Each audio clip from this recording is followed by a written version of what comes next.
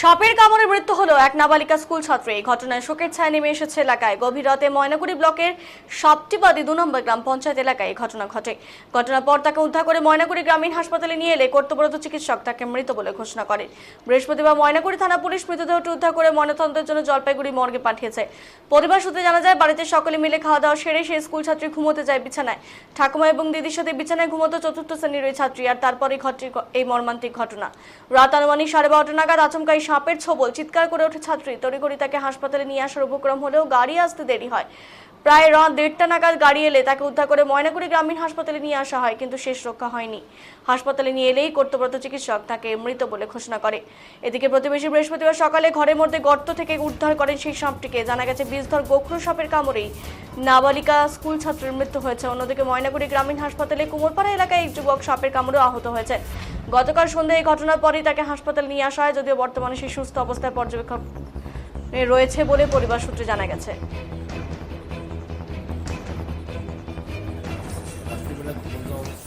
বিছনায় শুনছে তো আনুমানিক 12:30 একটা হবে, ওই বিছনায় সাপ কামড় দিয়েছে। একাই ঘুমাইছিল? না, আর ঠাকুমা ছিল, ওর বোন ছিল। তো বললাম যে কি সাপ কামড়েছে? সাপটা গোমা সাপে কাটছে। গোমা সাপ। তো কালকে কখন নিয়ে আসলেন হাসপাতালে? হাসপাতালে ধরুন গাড়ি পাইতে পেয়েছে 1:30-2টার দিকে নিয়ে আসছে। তারপর মানে রাস্তায় এই যে মারা যেতে রাস্তায়। তো সাপটাকে কি আপনারা পেয়েছেন? সাপটাকে সকালবেলা লোকজন এসে দেখে, মানে এই ঘরের ভিতর গর্ত থেকে খুঁড়ে বার করলো। ও লাইট নিয়ে একটু বাইরে হয়েছে জমিতে। হ্যাঁ, জমিতে যাওয়ার পরে সেই জায়গায় দৌড়ানো ওই সাপে কামড়ে। পরে কি করলেন আপনারা? আমরা তখন ওই হসপিটালে নিয়ে আসি।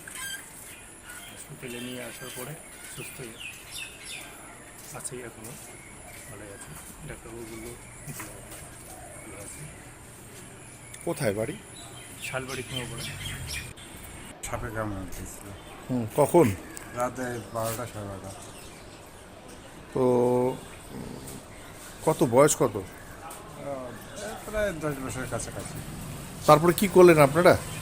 তারপরে তো ওই তো গাড়ি নিয়ে হসপিটালে আনতে মারা গেল। কোন হাসপাতালে? ময়নাগুড়ি। কি সাপ ছিল? গোমা সাপ। গোমা সাপ। সাপটা আসলে সাপের উপদ্রব ঠিক না, সাপ তো আমাদের পরিবেশে থাকবেই বা আছে। ঘটনা হচ্ছে এখন এই যে গরমের মরশুমটা পড়লো নতুন করে, শীতের সময় একটু কম থাকে, শীতের পরে যে গরমটা পড়ে, এই গরমে কিন্তু মানুষরাই এখন বেশ মানে অতিষ্ঠ হয়ে আছে গরমের। তারপরে বন্যপ্রাণী যারা আছে এরা কিন্তু খাবারের খোঁজে হোক বা একটা ঠান্ডা জায়গার সন্ধানে হোক, এরা কিন্তু ঘরের মধ্যে ঢুকে যাচ্ছে। তো সেই সময়টায় আমাদের কিছু অসচেতনতার জন্য কিন্তু আমরা এই বিপদগুলোর সম্মুখীন হই। অসচেতনতা বলতে যেরকম ঘরের মধ্যে কিছু অপ্রয়োজনীয় জিনিসপত্র রাখা, হ্যাঁ, মানে সাপের জায়গা করে রাখা। আর সাপ তো সেটা বুঝবে না, সে ঘরে ঢুকে যাচ্ছে সে না বুঝে।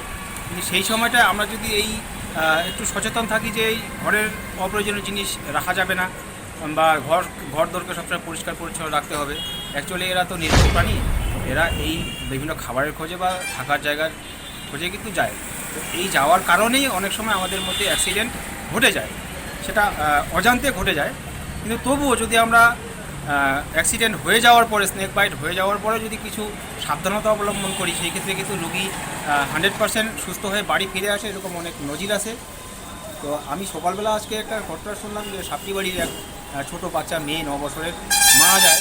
তো নিশ্চয়ই মেয়েটাকে রাত্রে 9:30 দিকে স্নেক বাইট করে, কিন্তু ওনারা হসপিটাল নিয়ে আসতে 2:30টার সময় নিয়ে আসে। মানে এই যে 9:30 থেকে 2:30, এতটা যে একটা গ্যাপ সময়, এই সময়টার জন্যই কিন্তু আজকে বাচ্চাটা মানে প্রাণ হারালো। সাপের